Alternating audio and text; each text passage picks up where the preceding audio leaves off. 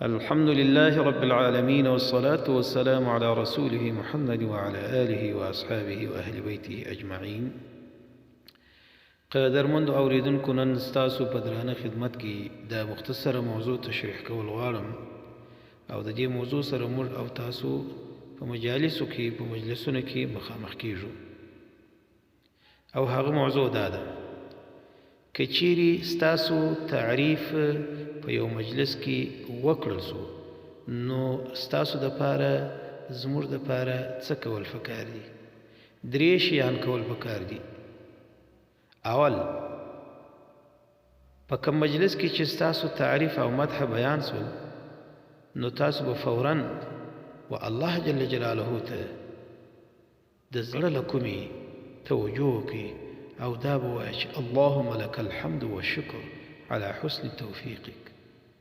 که دغه عربي الفاظ مو په فکر کې نه راځي، د هغه ترجمه دا ده چې اله العالمین و تعالی رضی حمد او شکر وي ستا پر نیک توفیق باندې وماته، چې دا نیک توفیق، دا ښه توفیق، د دغه ښه عمل خو نو تا وماته راکړی و چې نن د دغه انسان پر ژبه باندې زما دغه نیک عمل بیان سو.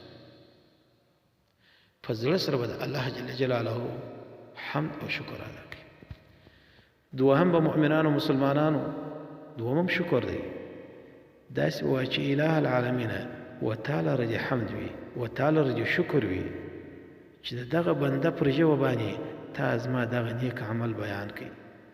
زه خو انسان یم، محل د خطا هم یم، محل د ګناه هم یم، محل د نیکو اعمالو هم یم، لیکن اله العالمین تا زما ګناهونه، زما عیبونه دي را پټ کړل او زما نیک اعمال دي په دغه مجلس کې د دغه انسانانو یا د دې انسان پر ژبه باندې راښکاره کړل. نو اله العالمین و تعالی رضی حمد او شکر وي. محترم مسلمانانو، دغه الفاظ خامخا په ژبه نه غواړي، په همدغه مجلس کې تاسو خپل د زړه رابطه، د زړه توجه مو د الله و طرف ته وکړئ چې اله العالمین پر دغه نیکو اعمالو خو توفیق تا وماته راکړی دی. یو ځل دې تعالی را پر دې باندې حمد و ثنا وي، دوهم دې تعالی را حمد و شکر پر دې باندې وي چې د دغه بندګانو پر ژبو باندې تا زما نیک اعمال را څرګند او راښکاره کړل. نو دریم، په دعا وغواړئ چې اله العالمین لکه څرنګه چې دا خلک پر ما باندې حسن ظن او نیک ګمان کوي، دوی په حق سره زما دا تعریف و مدح وکړ، نو اله العالمین ما هم دغسې واقعي او یقیني پر دغه نیکو اعمالو باندې، پر دغه نیک کردار باندې، پر دغه نیک خدماتو باندې د دې انسانانو تل تر تله تر څو چې زه ژوندی یم، ما پر دې باندې قائم او دائم ولره.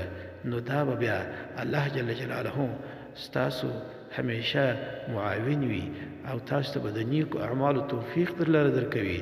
کله چې تاسو خاوندان د نیک توفیق سي، نو بیا به مجالس انسانان به ستاسو مدح، ستاسو تعریف پر ژبو باندې په مجالس کې راوړي، نو بیا به تاسو کامیاب انسانان یاست او تاسو به دنیا او آخرت به مو دواړه جوړ وي. نو الله تبارک وتعالی دې موږ او تاسو ته د الله د شکریې او د الله د بندگانو د شکریې توفیق را نصیب کړي او الله دې موږ تاسو نیک انسانان وګرځوي. غرور و تکبر به نه کوئ، نسبت د ښو اقوالو افعالو هغه به ځان ته نه کوئ. واخر دعوانا ان الحمد لله رب العالمین.